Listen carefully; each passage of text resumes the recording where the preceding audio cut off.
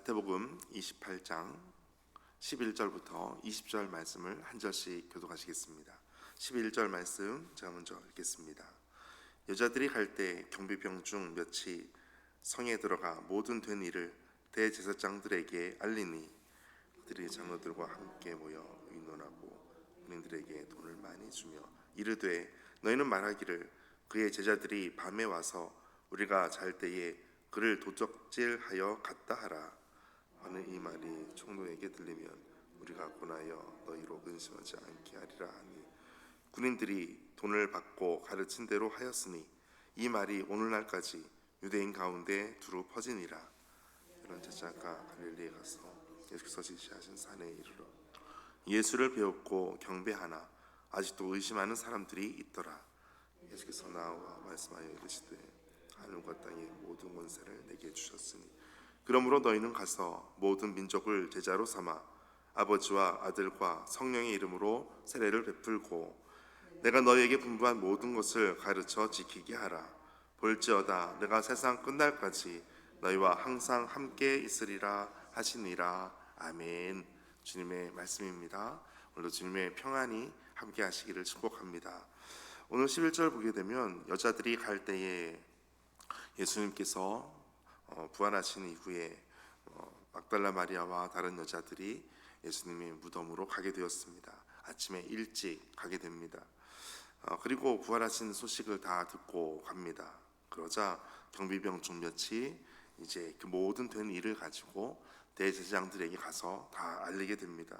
왜냐하면 자신들이 보초를 썼는데 예수님의 시신이 사라졌다는 것을 알게 되면 자신들에게도 끔찍한 재앙이 임하기 때문에 그렇습니다. 그런데 12절에 보니까 그들이 장로들과 함께 모여 의논합니다. 결론은 이것입니다. 군인들에게 돈을 많이 주고 거짓말로 퍼뜨리는 것입니다. 그것이 바로 13절 같이 읽겠습니다. 이르되 너희는 말하기를 그의 제자들이 밤에 와서 우리가 잘 때에 그를 도적질하여 갔다 하라. 아멘. 이처럼 밤에 그들이 잤다. 그들의 실수를 이미 인정을 하는 것이고 그러나 더 큰 실수는 그들은 거짓말을 하고 있다는 것입니다. 예수님께서 부활하셨다는 소식들을 부활하신 증거를 여러 가지로 찾아볼 수 있지만 가장 확실한 것은 부활하신 예수님을 누군가 만났다라는 것이 가장 확실한 증거가 될 것입니다. 그러나 누군가 이해하기 쉽게 할 수 있는 여러 가지 증거들이 있습니다. 첫 번째 증거는 예수님의 시신이 누워졌던 무덤이 빈 무덤이 되었다는 것입니다. 무덤이 아무도 없는 빈 무덤, 거기에는 누구도 장사한 적이 없었던 첫 무덤이었고 그 무덤이 비어 있었다라는 것입니다. 두 번째는 부활하신 예수님을 본 사람들이 너무나 많았다는 것입니다. 베드로도 야고보도 나중에 바울도 예수님을 만나게 되었고 또한 성경에는 500명 이상 동시에 봤다라고 하는 증언이 있습니다. 많은 사람들이 동시에 이런 환상을 볼 수는 없는 것입니다. 실제 살아계신 예수님을 만났던 것입니다. 또 다른 증거는 세 번째는 제자들의 모습이 완전히 바뀌었다는 것입니다. 제자들은 두려움에 쌓여 있었습니다. 그러나 이제는 공개적으로 예수님을 증언하고 있습니다. 전도하고 있습니다. 거짓말 때문에 목숨을 거는 사람들은 없습니다. 그런데 예수님은 제자들을 만나 주셨고 제자들은 예수님을 만난 이후 달라진 삶이 되었던 것입니다. 또 예수님을 증언했던 첫 증언들이 누구로부터 나왔습니까? 그 당시에 여성으로부터 나오게 되었습니다. 그 당시에는 여성의 신뢰도가 많이 낮아졌습니다. 그렇기 때문에 만약 그 이야기를 부활의 이야기를 증언하는 것을 거짓말로 꾸몄다면 아마 남성들을 등장시켜서 거짓말을 만들어냈을 것입니다. 그것이 더 증거로 거짓말로 확실하기 때문에 그렇겠죠. 그러나 꾸며낸 얘기가 아니라는 것은 여성들의 첫 증언으로부터 나왔다는 것을 통해서도 볼 수가 있습니다.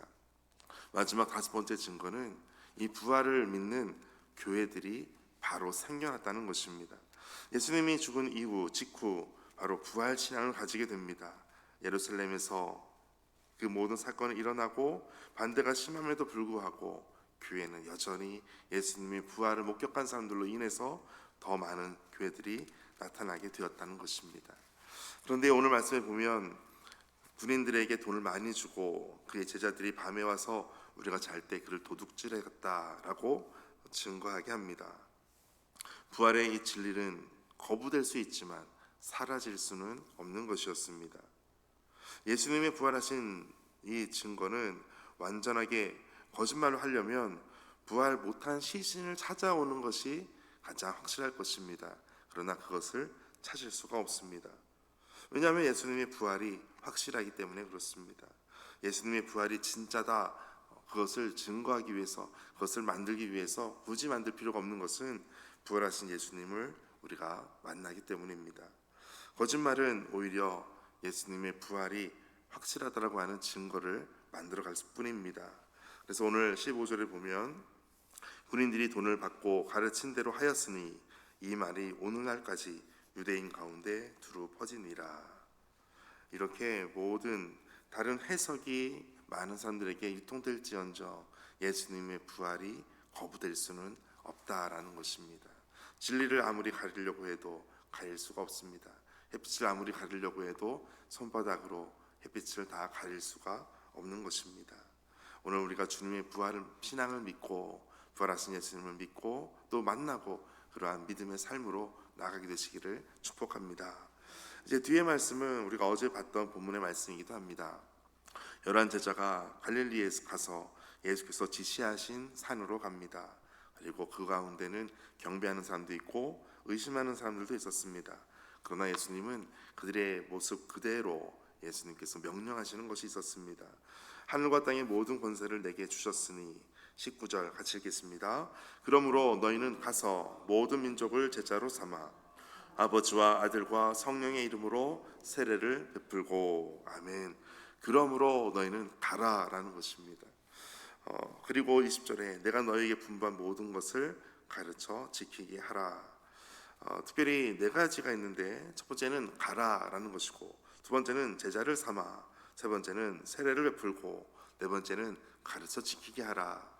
이 네 가지의 명제 중에 제일 중요한 것은 두 번째에 있는 제자로 삼아라는 것입니다. 왜 가는가? 제자로 삼기 위해 가는 것입니다.